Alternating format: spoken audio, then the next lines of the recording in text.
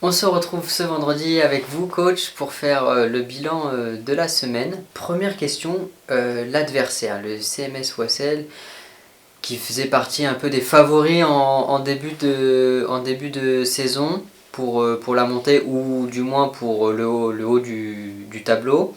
À quoi peut-on s'attendre ce week-end?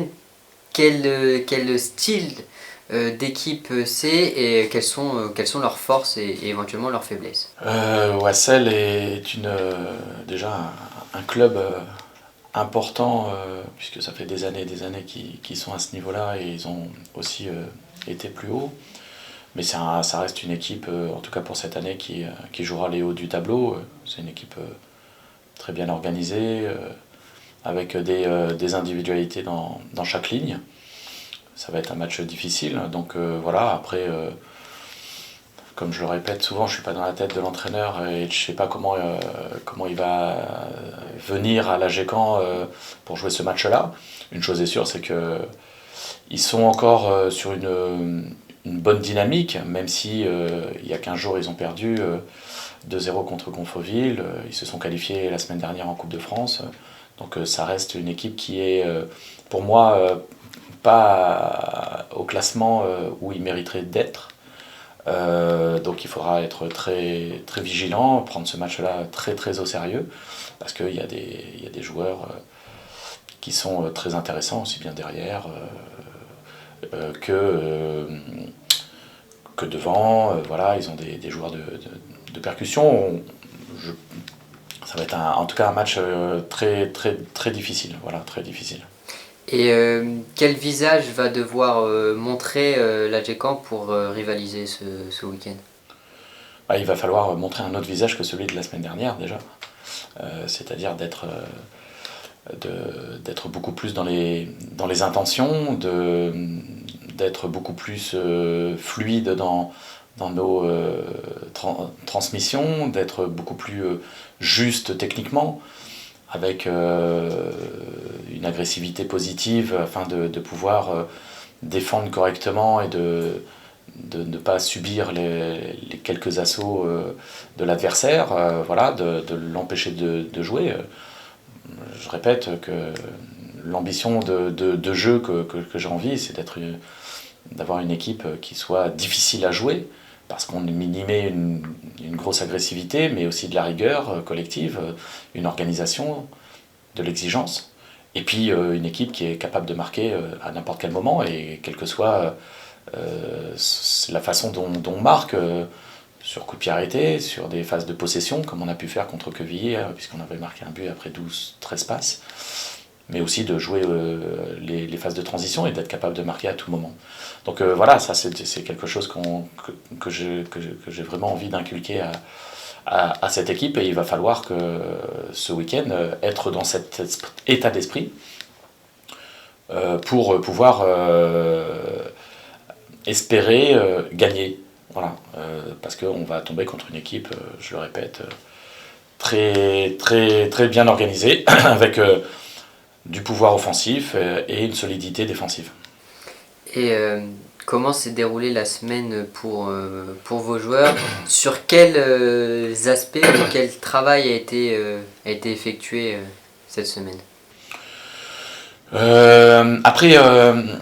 Après avoir fait une analyse et d'en avoir fait part à l'ensemble du groupe, il était important de remettre aussi de la confiance au groupe, parce que d'une part on n'a pas perdu.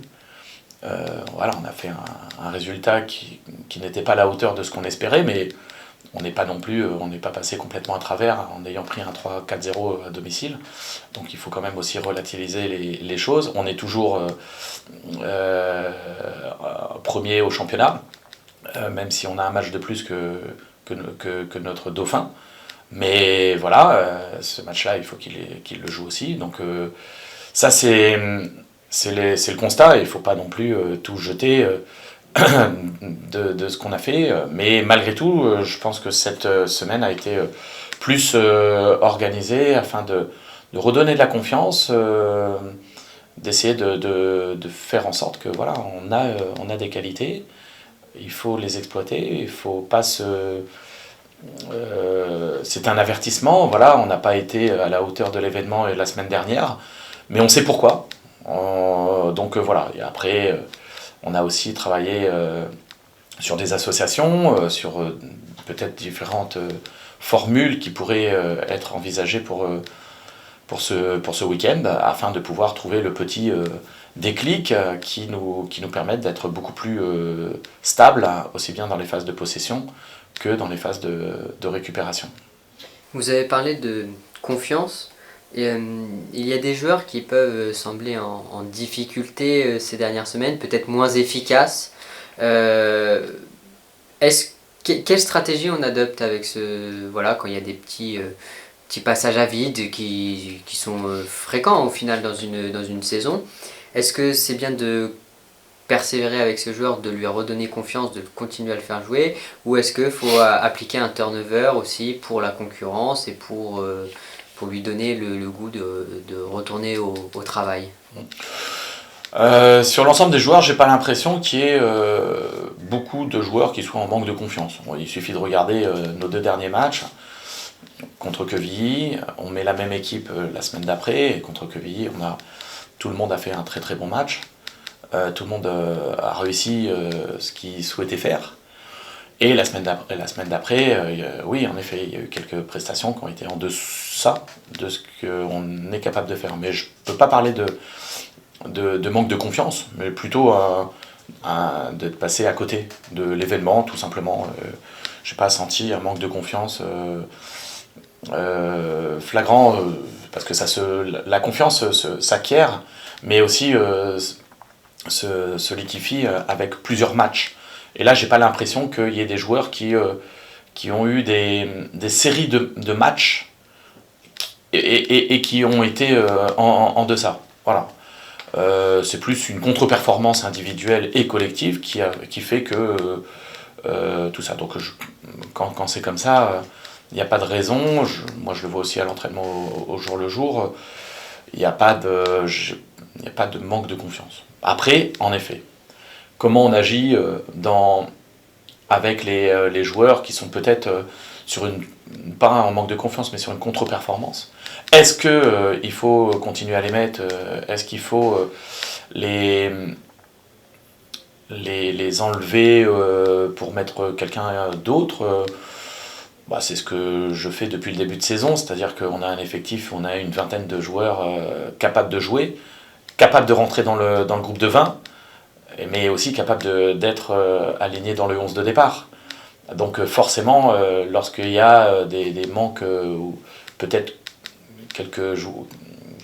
une contre-performance ou deux, ou en tout cas des moments, voilà, il y a des gens qui peuvent rentrer à tout moment dans le groupe, et voilà, et quelque part, je suis aussi très attentif, et tout le monde s'en est aperçu depuis le début de saison, sur une espèce de turnover, même si c'est que 1 ou 2 joueurs dans le groupe, dans le côté titulaire, voilà, de faire très attention afin de concerner tout le monde, parce qu'on aura besoin de tout le monde. Aujourd'hui, on a la chance de ne pas avoir on prend très peu de cartons, on a très peu de blessés, tout l'effectif est sur le pont, donc forcément on a un effectif important. Donc ça veut dire des choix chaque week-end, pour être dans les 16 ou dans l'équipe de départ.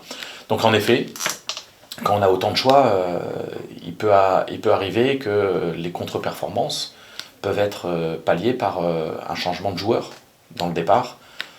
Donc voilà, c'est des choses sur lesquelles je suis aussi attentif. Après, une contre-performance ne doit pas être synonyme de sanction ou de punition, et d'avoir cette épée Damoclès au-dessus de la tête en disant je suis obligé de faire une prestation, sinon je vais partir de l'équipe. Donc il y a aussi le droit à l'erreur qui peut exister, parce qu'il y a des profils qui sont aussi où on peut donner plus de temps afin que le joueur puisse être moins utilisé. On aura donc des réponses demain. Demain, ouais. Non, et puis après, ça se joue aussi sur le fait d'être titulaire, ça peut être aussi simplement être mis remplaçant sur un moment, ça peut être aussi titulaire et puis de se dire au bout d'une heure de jeu, la prestation ou la performance n'a pas été complètement à la hauteur, on enlève, ou en tout cas on fait un changement, ça peut être aussi... voilà, donc il y a plusieurs solutions, ou en tout cas options pour ma part, pour faire passer les petits messages, parce que moi mon seul intérêt... c'est que l'équipe soit performante et qu'elle gagne des matchs. Alors oui, il y a de l'utilisation de joueurs et que chaque joueur a un côté individuel à défendre. Mais moi, j'ai un aspect collectif à faire en sorte que la meilleure équipe soit sur le terrain avant le match, en tout cas, mais aussi pendant le match avec les changements, afin de pouvoir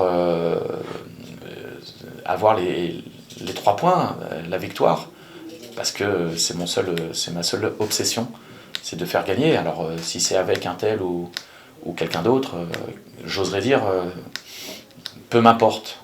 Je suis là pour essayer de faire en sorte que l'ensemble vive bien, que chacun puisse y retrouver sa place, que chacun soit pris en considération. Mais il faut quand même se rappeler que les performances collectives de l'équipe, c'est de gagner des matchs. Et quelque part, je me fous de savoir si c'est Pierre-Paul Jacques qui marque. L'important, c'est qu'à la fin, on gagne. Et on le rappelle, l'AGCAN est invaincu en championnat. Ouais. Et ce week-end, c'est la réception de Wassel. Donc on se donne rendez-vous dès demain à Venoy. Merci Olivier. À demain.